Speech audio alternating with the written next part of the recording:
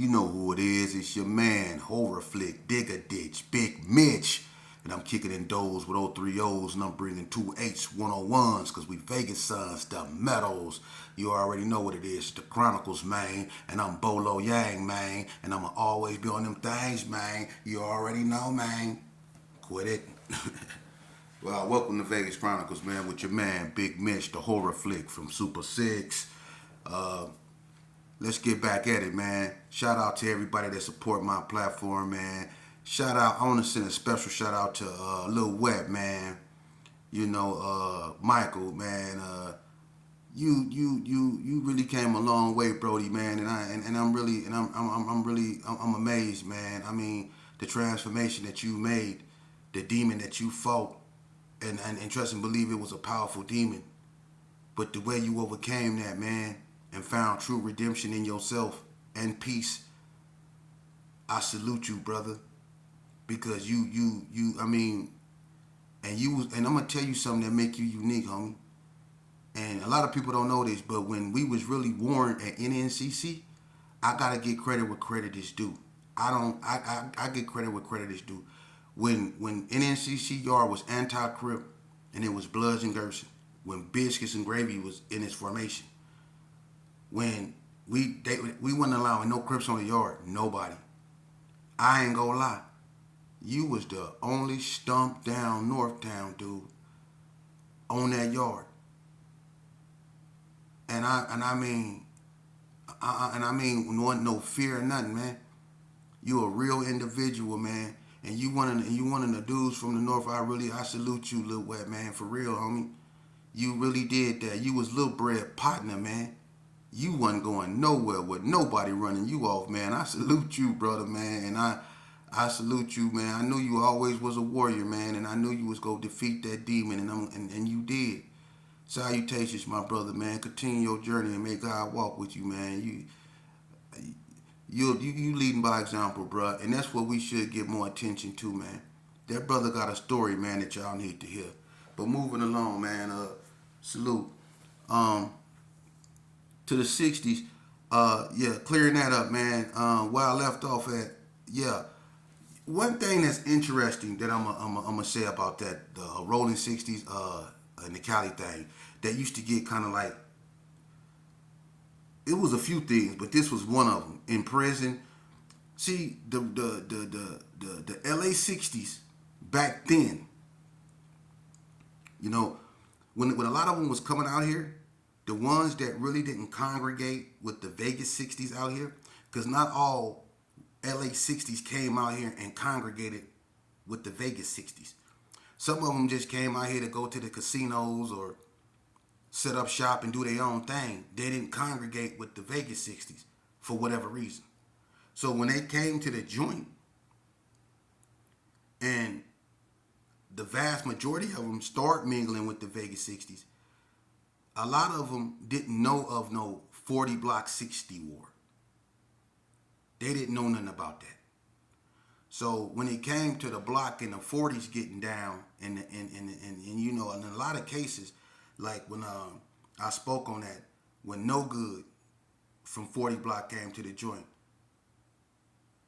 No Good, man, I'm gonna tell you something, youngsters, don't join gangs because, you know, number one, you'll end up dead or in prison, but don't join gangs because when you out there shooting at people and doing stuff to people and you want to be known on the street and you go to the penitentiary and them same people you was shooting at is up in there and they ain't forgot about the times you shot at them and now they want the fisticuffs, but you ain't nothing without your banger, your blammer. And now, I mean, we had your back. You can't say the Gerson didn't have your back. When I was banging, when you came, Omar, we had your back. Them dudes wanted to get down with you. You PC'd up, homie. Lil Kool-Aid stole on Rob and he ran to the sergeant's office. He broke and Rodney Yo said, "Hey man, we ain't gonna jump you, homie. Me and Short Dog was standing right there. We wasn't finna let them jump you. We was on the side of Unit 3. And Lil Kool-Aid wanted to get down with you because he was kind of tall and you was kind of tall, Rob. And remember he fired on you and you broke. And I ran behind you. I couldn't even catch you. Me or little Kool-Aid couldn't catch you. And listen, when you got to the sergeant office, I told you to get away from that. I said, get away from the door. We don't tell. Remember that? And you hollered real loud, get away from me, sheep. Like I was the one trying to get you. But the Cali boys, they didn't know nothing of that. Now, Mac 10 got down. Lil Rocket, Lil Bobby, they got down. Keystone, they didn't get pressed. Head, Keith, they didn't press them. But Omar was on PC. Because remember I came to the hole and you was on PC and I was like, man, and I was trying to talk to you. You act like you didn't even know me. You didn't want to hear nothing I was saying. You was on PC serving hot dogs.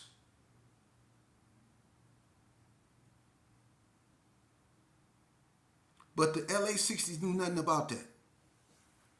You know, they had to, because in Cali, you know, the 40s, you know, back then, they was allies. So to hear that the 40s, but they 40 block out here, not rolling 40.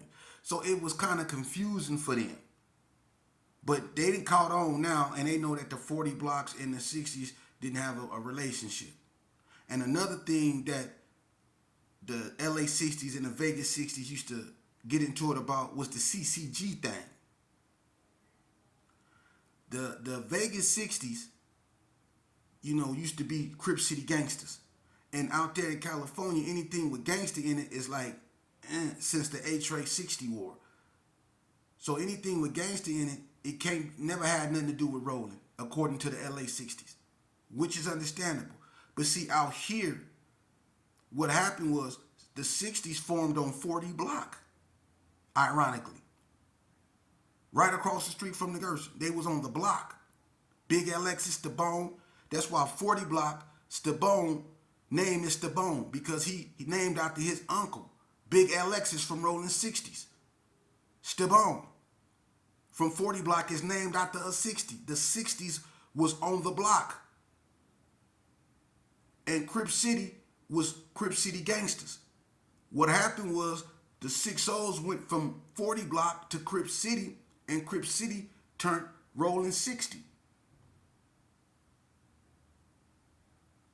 Okay? You still got some Rolling 60s like Feel Cool, Chuck, Panties, a few more of them. That Killer Cole, they Crip City gangsters. They 6-0s, but they Crip City gangsters. Now you might say, how could that be? Because some dudes, a lot of them dudes accepted 6-0s being in Crip City and all that, and it turned 6-0, but some of them dudes stayed Crip City gangsters that was older. The old heads, a lot of old heads from Crip City stayed Crip City gangsters. And the younger group like Jesse Pullins, Big Looney, Big Nutty, Torture Chamber, Mook, Stickerbush, Big Alexis, Drunk, J. Lou when he was J. Lord, his brother Runio. You know, all them is originals. But they would have been Crip City gangsters, but they turned 6-0. But the ones that's older than them, like Terrible T and all them, Feel Cool, all them, they stayed Crip City gangsters. So that's how it is out here in Vegas. You know? And what I want to try to do is really, I want to put this on film. You know? And make documentaries about Vegas like the 60s. Because like I said, they're unique. And the 60s that I'm referring to are the West Side 60s, the ones that come out of Crip City. So you have West Side 60s and you have Northtown 60s. The West Side 60s, which is J. Lou, Stickerbush, Mook, Harry-O, Boney, Big E, Zach, rest in peace. You know, Spike, all them West Side 60s. Then you had like, you know, Mo D, you know what I'm saying, and all the ones that come from, Casa Rosa and Rose Garden, them the Northtown 60s, you know? And then you had the 60s that occupied at one point Sydney Sioux. Because the 6-0s was in Sydney Sioux at one point. See, they occupied different areas, but they all won. But the 6-0s that I'm accustomed to is the ones that come out of Crip City. Them the ones them the ones that I was, feuding with and knew. People like Katie, Big Craze, all them, you know what I mean? Molly Rat, rest in peace, you know what I mean? A bunch of them dudes like that, I don't really too much know a lot of them youngsters that come out of Casa Rosa and Rose Garden. I didn't really know them because at one point, Casa Rosa and Rose Garden, especially Princeton, that was NTG turf, and then the NTGs left there and went to Wrigley Estates, and Wrigley Estates went from Playboy Gangsta Crips or State Boys, to make it shorter, and became Northtown Gangsta Crips. And the 6-0s occupied that area. They stayed in Crip City still, but Carry Arms became under K9 control, and K9 became allies and became Gersons. That's how that went. Just like that. And what people don't understand about K9, and I just say this right here about K9. K9, it's an old game. I already said how it was started and who it was started by. No need to go there. But at one point, Carry Arms belonged to Rolling 60s. And what happened is when a clique of them guys broke away, and was Carry Arm, I guess I don't really consider that a gang, Carry Arm cripping. You know what I'm saying? Because a bunch of them dudes was some beatbox dudes walking around with cardboard, doing knee spins and helicopters and stuff. Ass niggas, you know what I mean? So I don't really consider that no gang. But when the K9s came out, they was, on one side at first, and then they became on the other side.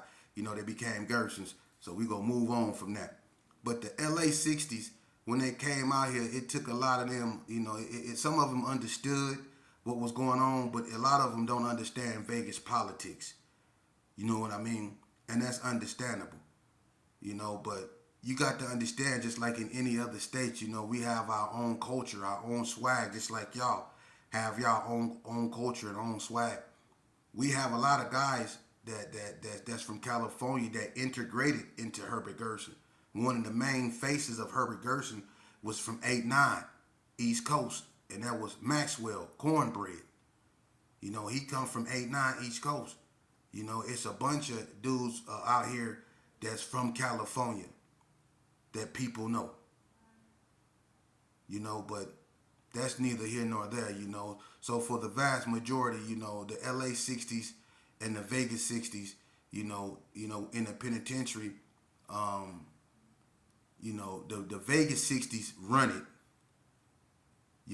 but if the Vegas 60 that run it, if he more, lean toward like Pokey P and G's Mart, they was so cool, it made it look like, the 60s lean toward the Cali boys more. And that's because Pokey P relationship with G's Mart. Because if G's Mart go to war, the Cali boys just go to war with G's Mart because he's from California, even though he's a rolling 60. So every time the 60s got into something, when it came to G's Mart, you had other people, dudes from Kitchen Crib, IE Mob, they riding too. So it made it look like the 60s was riding with the Cali boys. You see, but that was because of G's Mart. But the Vegas 60s, they wasn't with that. It was just because G's Mart was from California, the other Cali boys was riding with him. And if Pokey P go to war, G's Mart riding with Pokey P. So that means the Cali boys is riding with Pokey P. And Pokey P used to be up on the Golden Circle. You know, but when we was at Gene or Indian Springs Yard, they didn't get down like that.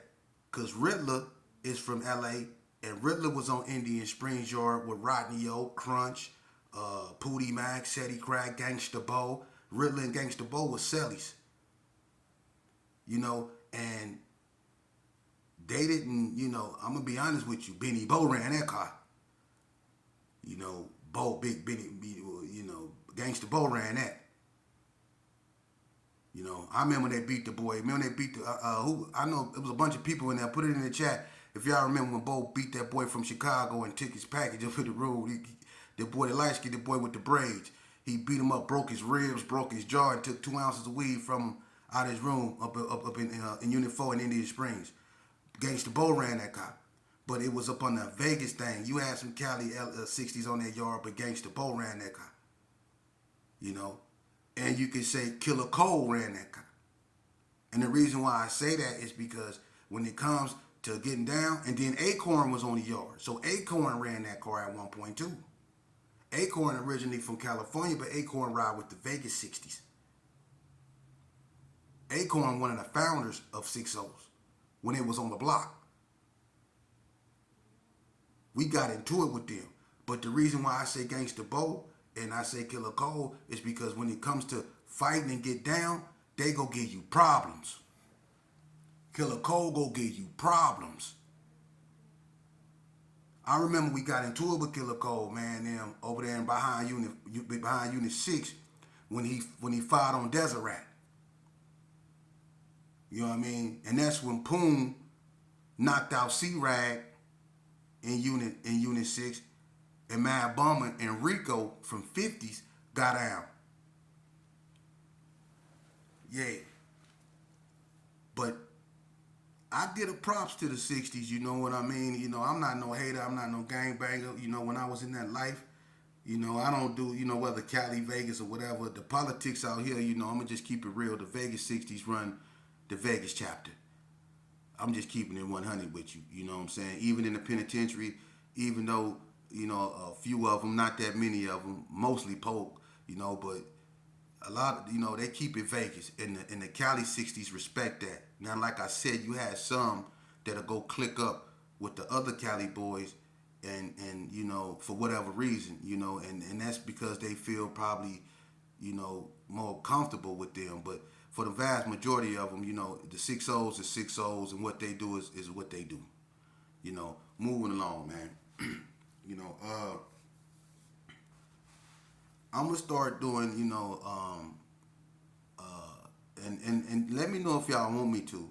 I'm gonna start doing things. I don't want to talk about like people cases and stuff like that, but I want to talk about like high profile cases and the impact it had on our communities.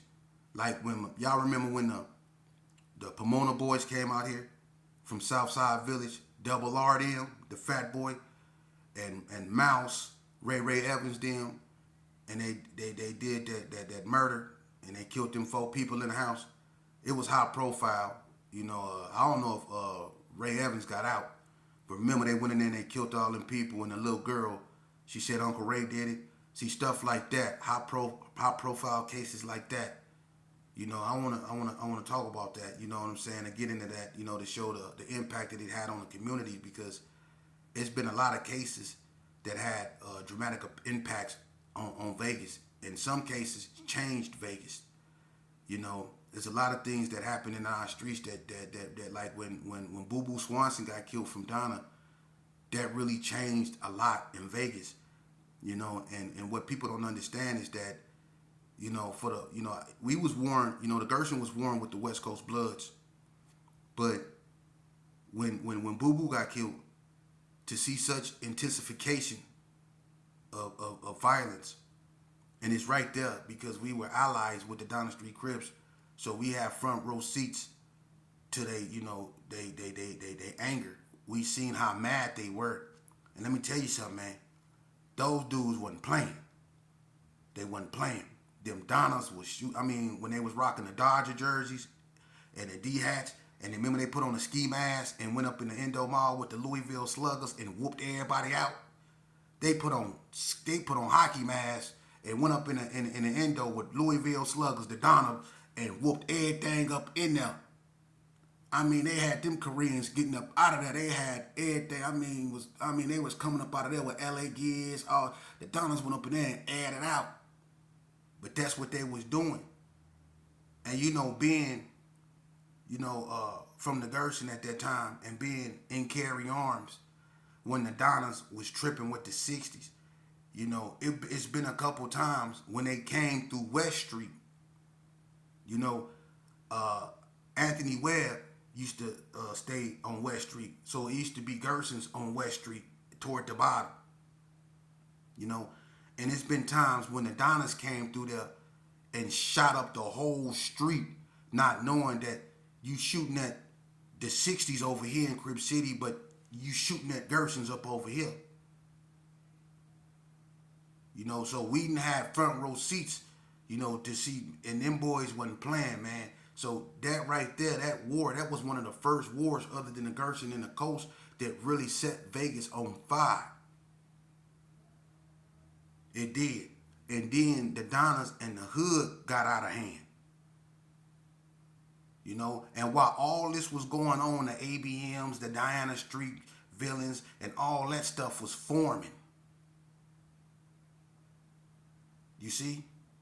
So things just start spiraling out of control, And so other gangs that was like, chilling or wasn't active, they got active.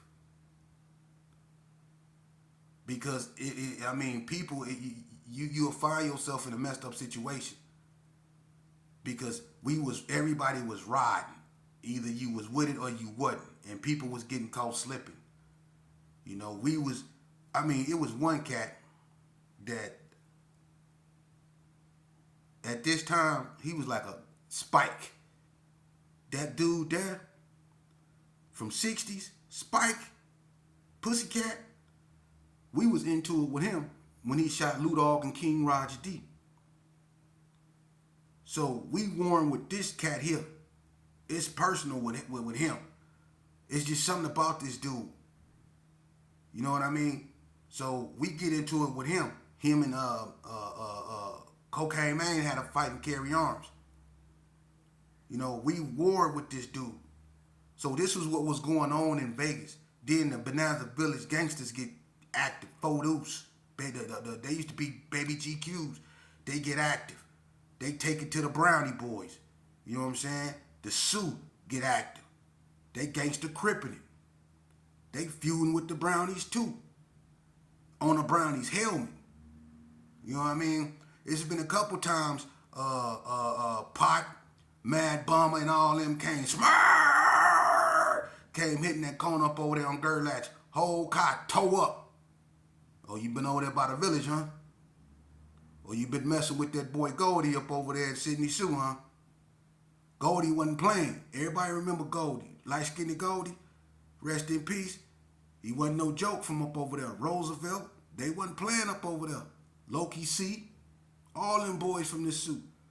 Big Mark, Speck, Mac Blast, them boys from the village, man, they wasn't playing, man. But that's what was going on in Vegas, and the people that know what I'm talking about was the ones that was participating. But with all that carnage we did to one another, what did we walk away with other than scarred memories, bad health, and drug addictions? When I do this platform, I don't do it to glorify nothing we did in Vegas. Don't never get it twisted. This is not to glorify stupidity. It's to bring clarification to something, man. That's why always, I make sure when I do my intro, I bring up 28th Street. People don't understand. 28th Street, the second oldest gang in Las Vegas.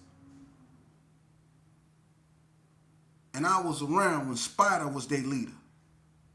And I remember the little locos killed Spider. Now you have to been a real OG to remember that, huh?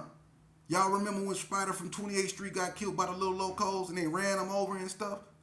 That's what sparked the war with the 28s and the little locos.